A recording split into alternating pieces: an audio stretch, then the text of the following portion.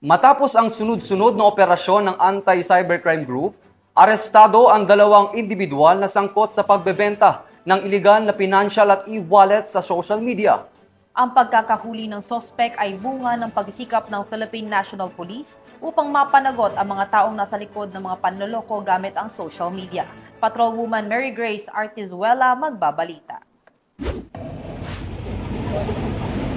Sa magkakasunod na operasyon na isinagawa ng mga tauhan ng Manila District Anti-Cybercrime Team, naaresto ang dalawang individual na sangkot sa iligal na pagbebenta ng mga financial at e-wallet accounts sa social media.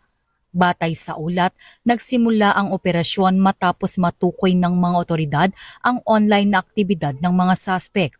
Mula rito ay nakipag-ugnayan ang mga operatiba sa mga suspect para sa pisikal na transaksyon na nagresulta sa kanilang pagkakaaresto.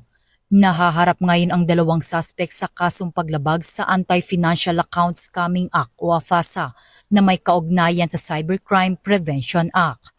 Kasalukuyan silang nasa pangalagan ng MDAC para sa tamang disposisyon ng kanilang kaso.